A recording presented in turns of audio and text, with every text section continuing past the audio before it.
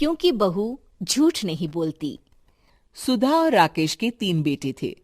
शादी के बाद तीनों माँ बाप से दूर रहते और सिर्फ त्योहारों में आते। माँ जी, पिताजी, अगली बार आप लोग हमारे घर आइएगा। अरे नहीं बहू, सब यहीं आ जाते हैं तो घर खिला खिला लगता है। हाँ बहू, तू हमेशा बुलाती है तो जरूर आएंगे तेरे पास भी। हाँ हाँ, दीदी का घर बड़ा जो है, सब कुछ आपने शादी के बाद दीदी को ही तो दे दिया था। हमें भी दिया होता तो हम भी बड़ा घर लेते। क्यों सुनील? अरे नहीं नहीं, पापा ने सबको एक बराबर ही दिया है। छोटी बहू, क्या चाहिए तुम्हें, बोलो। वो आपके सोने की चेन वाली घड़ी है ना, वो अगर आप मुझे।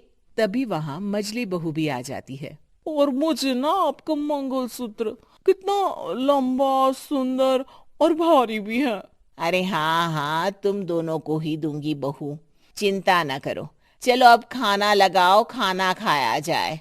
सभी मिलकर खाना खाते हैं कि पड़ोसन आ जाती है। अरे सुधा बहन, थोड़ी चीनी तो देना, घर में शक्कर नहीं है और मेहमान सर पर बैठे हैं। अरे छोटी बहू, चाची को शक्कर तो दे दो। अरे मजली दीदी, आप दे दीजिए ना, मैं यहाँ कम आती हूँ तो मुझे पता ही नहीं है कि सासू माँ सारी चीजें कहाँ रखती है। और तुम, मैं कौन सा यहाँ रोज शक्कर फाँकने के लिए आती हूँ, मुझे भी नहीं है पता। तभी बड़ी बहू हाथ में चीनी की कटोरी लेकर आती है। चाची, शक्कर आप लोगों का बड़ा सहारा है माँ जी और पिताजी को, वरना हम लोग तो यहाँ रहते ही नहीं। आप जैसे पड़ोसी हैं तो हम निश्चिंत है। और जीती रहे बहू, आप तो ये घर पड़ोस कम परिवार ज्यादा लगता है। सुधा अपनी बड़ी बहू को देखकर बहुत खुश रहा करती थी। वो उससे अक्सर घंटों बात भी किया करती, लेकिन दोनों दूसरी बहुओं का भी वो समझती थी कि शायद छोटी है, वक्त आने पर संभल जाएंगी। समय आ जाता है जब सभी को वापस जाना होता है। माँ जी, हम लोगों की फ्लाइट पहले है, हमें इजाजत दे। वो सास के गले लगकर चली जाती है। थोड़ी देर बाद छोटी बहू कहती है, माँ जी, मैं ना ये सोफे के कवर और चादरें ले जा रही हूँ, यहाँ तो ऐसी ही पड़ी रहेंगी। हाँ हाँ बहू, ले जा, और कुछ चाहिए तो बोल। और तो चाहिए बहुत कुछ, पर चलिए कोई बात नहीं, अगली बार ले जाऊंगी मैं। ऐसे ही मंजली बहू भी घर का बहुत सारा सामान ले जाती है। सभी के जाने के बाद सुधा राकेश से कहती है, घर कितना सूना लग रहा है ना। हाँ, और खाली भी। तुम्हारी दोनों बहुएं सब बटोर गई।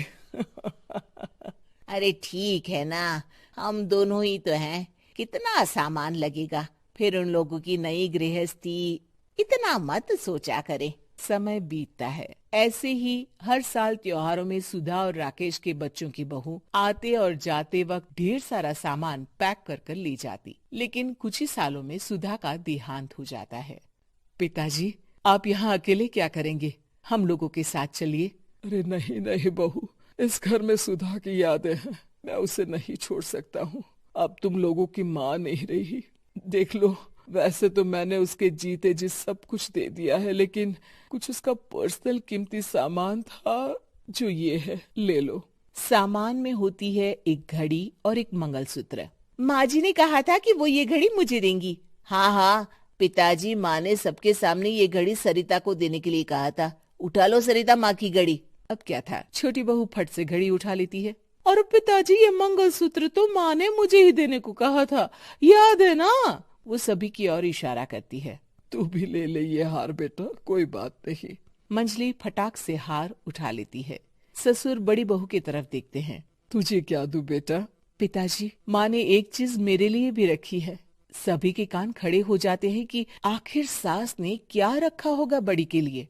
अरे माँ जी तो दीदी से प्यार भी ज्यादा ही करती थी, हमेशा उनसे बात किया करती। जरूर कोई बड़ी और अपनी प्रिय चीज दी होगी दीदी को। और देख लेते हैं ना, वरना तो हम भी बराबर का बंटवारा करेंगे। हाँ हाँ, कर लेना बंटवारा। लेकिन बड़ी बहू, बताओ तो, सुधा ने क्या रखा है तुम्हारे लिए? अभी तो हम लोग यही हैं पापा जी, जब जाने लगेंगे तो बता दूंगी। बड़ी बहू के मुंह से ये बात सुनकर बाकी दो बहुएं सोचने लगती हैं कि आखिर क्या है जो दीदी को सासू माँ देकर गई हैं।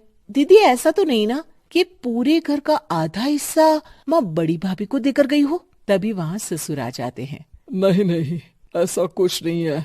मकान तो तुम तीनों का बराबर से है। देखो, बड़ी बहू से तुम्हारी सास ज्यादा जुड़ी थी। न जाने क्यों घंटों बात किया करती थी। पता नहीं क्या देकर गई है उसे।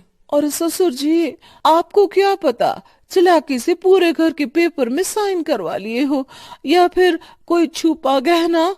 आखिर मकान पूरा तो आपने सासू माँ के नाम ही कर रखा था ना।